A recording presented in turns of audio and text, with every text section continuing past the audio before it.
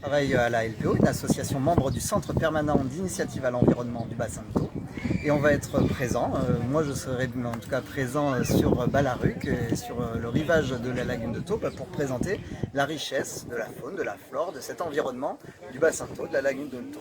Donc avec le syndicat mixte du bassin de Thau, on mène une campagne de présentation des herbiers. Ces herbiers de zoster qui sont vraiment la richesse de la lagune.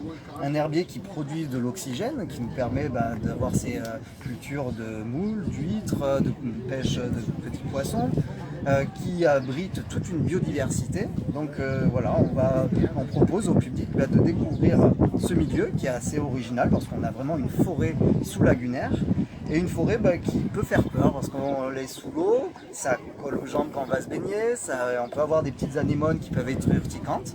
Donc on va présenter comment profiter de cet espace, le découvrir et également comment tout simplement se baigner dans cet espace sans se faire déranger par ces petites anémones qui pourraient être gênantes.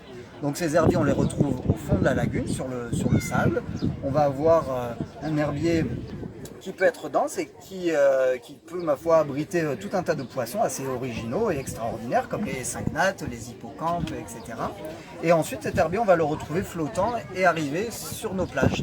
Donc sur les plages, on trouve souvent ça un peu sale, mais on fait des fois mal la distinction entre ces herbiers, ces herbes, qui sont des plantes à fleurs, et les algues qui là en effet peuvent parfois sentir un peu mauvais, être un peu gênantes. Donc on va apprendre sur ce stand, une fois par semaine, le stand sera mis en place pour mieux comprendre quelle est cette différence entre les algues, les herbiers, quel est leur intérêt dans l'écosystème et comment vivre avec.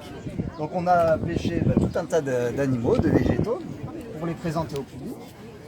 Donc les plus connus, les huîtres, les moules, qui ont besoin d'un environnement de qualité, d'une eau de qualité pour qu'on puisse les consommer. Et l'herbier a toute sa place dans l'écosystème pour apporter cet oxygène à la lagune. Les coquillages qui sont aussi très communs, comme les palourdes, les coques, les petites peignes. On va avoir ensuite les petites gibules, les petits escargots de mer, les cornets. Et ensuite, on a ces fameuses algues qu'on connaît peu et qui sont pourtant très utiles pour l'homme. Certains peuvent être même consommés. Les ulves, par exemple, ces algues vertes, qui peuvent en effet proliférer quand il fait très chaud, qui peuvent sentir un peu mauvais quand elles vont venir s'échouer sur la plage. Des algues rouges, les petites acétabulaires, qui font des sortes de petites fleurs ou petits champignons au fond de la lagune, mais qui sont bien des algues. Et ensuite, nos fameux herbiers. Ces herbiers qui vont faire des longues tiges sous la lagune et qui vont abriter des poissons qui vont venir s'y reproduire, qui vont être grignotés par des oursins, par des poissons qui sont herbivores, et qui, une fois morts, vont se détacher et mourir, et on va le retrouver marron sur la plage. Donc on a bien une herbe, une plante à fleurs, et pas une algue dans le cas de ces herbiers. Et on a des animaux assez remarquables qu'on va trouver dans notre lagune, des petites elles sont cachées là, elles se baladent dans notre petit bac.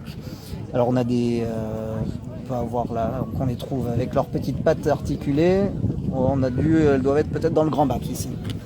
Hop, on a les cyngnates, là, des poissons, les cyngnates nageurs, cyngnates à museau long, cyngnates qui va ressembler beaucoup à l'hippocampe parce qu'il est de la même famille et qui, comme l'hippocampe, va accueillir les petits hippocampes dans sa poche.